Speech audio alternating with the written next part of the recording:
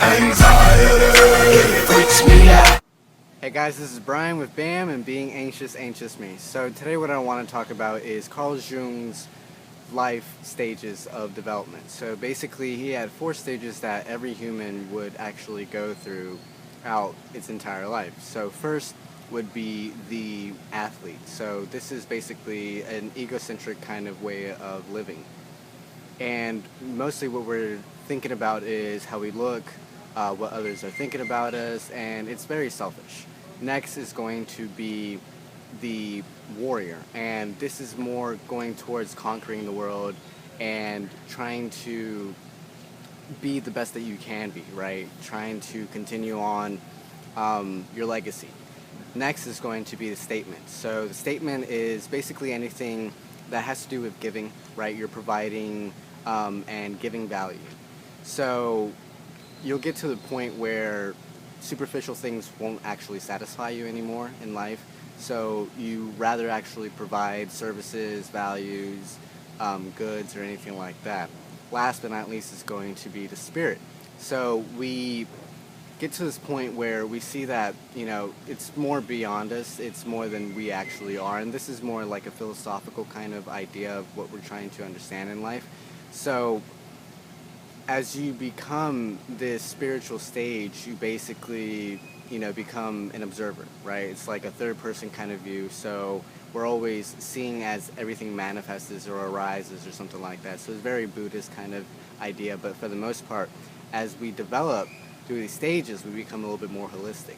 So this is very similar to a lot of psychology and, human psychology of development. So we have Carol Gilligan and the women's egocentric societal and universal cares. We have Jean Piaget with the developmental stages, and Colbert with the conventional, post-conventional, pre-conventional, and then we have a whole bunch of other people such as like Claire Graves and the spiral dynamics, basically having 8 stages of development and the first and second tier. So it becomes a little bit complicated when you're going to this. So the young developmental stages are a little bit more less sophisticated, so it's a little bit easier to actually grasp.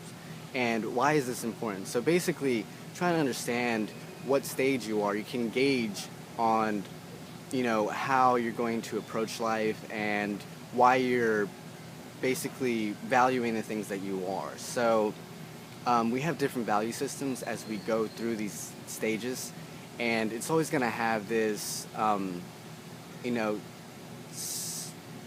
what do they call it? They call it a center of gravity, right? So in any kind of situation, you're going to have a center of gravity of where you're going to live, and that's going to have a value system that basically is going to give you your beliefs, morals, identity, anything that has to do with your psychology and your paradigms.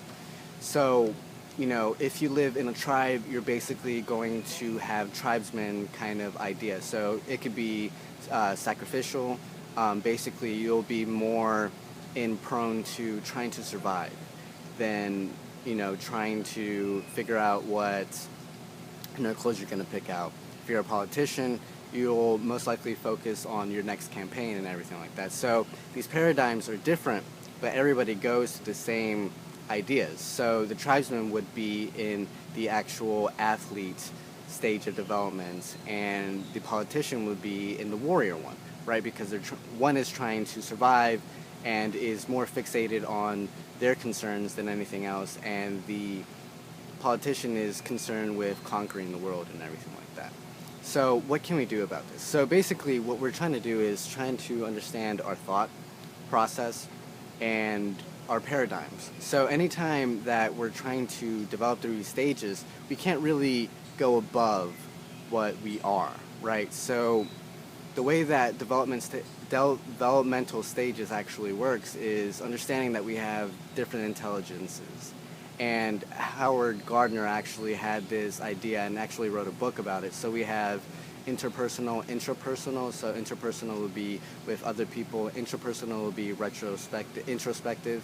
Um, it could be music, math, language, dialect, and a whole bunch of an array of things that you can actually have. So understand that, because one person is good at math doesn't mean that they're always going to be a genius, because there's musical geniuses like Beethoven and Mozart. So always know that, whatever you have in your life, you can use your strengths to develop through these stages.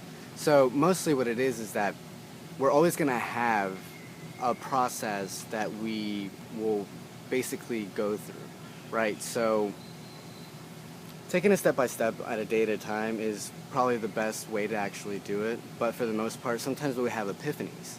And these epiphanies will, open our eyes to an array of things. These are spiritual awakenings, or, at church. Sometimes when we go to resorts or on vacation, we have these epiphanies where we become more than ourselves and stuff like that. Sometimes in spiritual practices, we have a whole bunch of things that we can do. Now,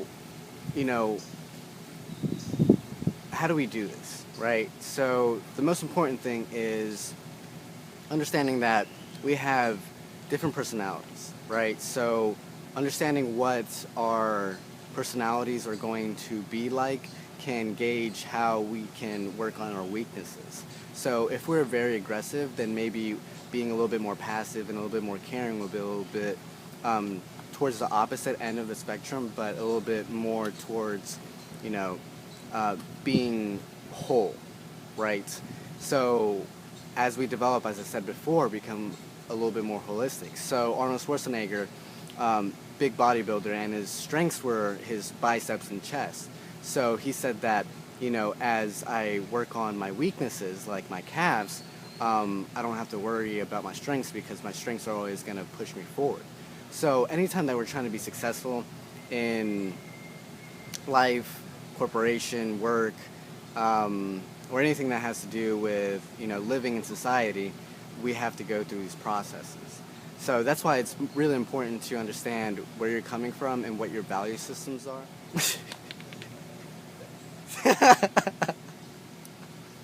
Oh my god. Alright, so basically after that is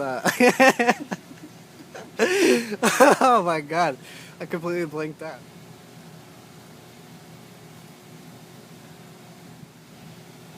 So understanding what this is basically will give you an idea, or maybe a map, of how to gauge people.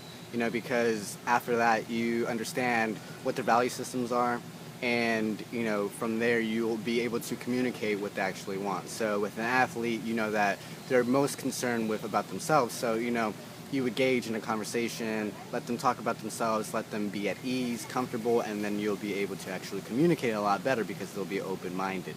Next would be the warrior, and you see that they want to conquer things. So you give them a setting where maybe it'll be sports or sales or anything like that, where they would thrive and they'll be comfortable to have a conversation with you.